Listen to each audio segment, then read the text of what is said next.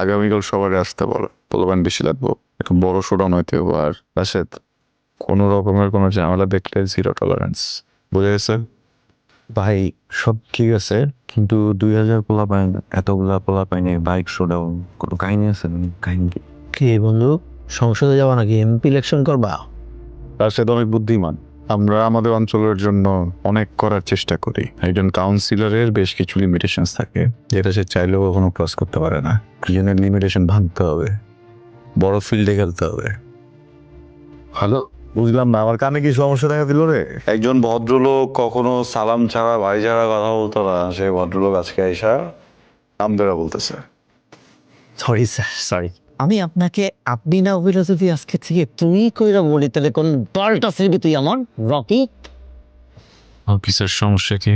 Good question. হয়েছে হলো 15 মামলা হয়েছে, ওয়ারেন্ট বেরিয়েছে, তোর অ্যারেস্ট করতে আসছি। এখন যদি একটা আসামির সাথে এর থেকে বেশি ভালো ব্যবহার করি, তাহলে কি আমার প্রফেশনাল ইজ্জত থাকে? আমরা রাজনীতিবিদ, মাঠে খেলি, দেশের জন্য খেলি।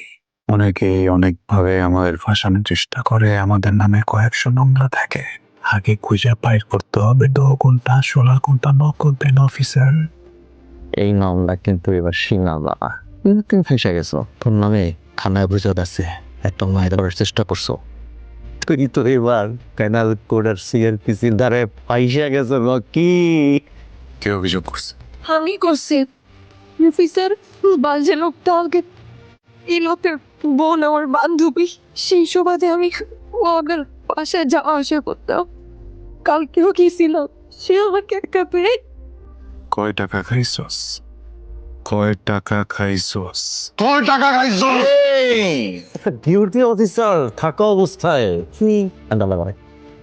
মামলা তো একটা না রকি, মামলা আরো অনেকগুলো হবে। 10 বছরের আগে যদি তুই বাড়িতে পড়স না, তাহলে আমার নাম আমি পাল্টেয়া গুল্লক। অনেক দিন থেকেই ইচ্ছা ছিল যে তোর আমি আটকা, এমন ভাবে আটকাবো সেটা বুঝতাম। ও আমার বান্ধবীর রূপে একটা বেঈমান ছিল, যেটা আমি কোনোদিনও বুঝতে পারিনি। শুধুমাত্র ওর কারণে মা মারা যাওয়ার সময় তুমি পাশে থাকতে পারিনি।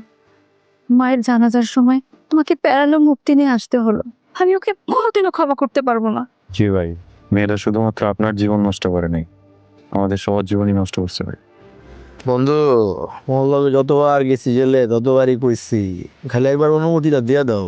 অজন্য যখন পুলিশ আমারে ধরে নিয়ে গেল, প্রতিপক্ষ একটার পর একটা মামলা দেওয়া শুরু করলো। কিন্তু বিশ্বাস কর, প্রতিপক্ষ বা পুলিশ কারো উপরে আমার কোনো ক্ষোভ নাই। কারণ আমি জানতাম আমি যে পথে হাঁটতেছি এমন কখনো না কখনো হবে। আমি জানতাম ওরা আমার শত্রু, জানতাম ওরা যেদিন সুযোগ পায় ওই দিন কোপটা দেব। আমার ক্ষোভটা ওই মেয়েটার উপরে, যে আপন আমার ঘরে ঢুকছিল, যে আমার জীবনে আমার যখন তারা আমি পাচ্ছে আসতে দিছি, বুক বরাবর কটকাচ্ছে। ওর জন্য আমি আমার মারে শেষবারের মতো দেখতে পারি না। আমার একটা মাত্র বোন, ওর জন্য আমার বোনটারে এখন পর্যন্ত বিয়ে দিতে পারি নাই। এই পৃথিবীর কাছে আমি কিছুই চাই না আর। আমি আমার সব কিছু চাইরা আমার বোনটা নিয়ে অনেক দূরে চলে যেতে চাই, কিন্তু আমি এটার শেষ দেখতে চাই।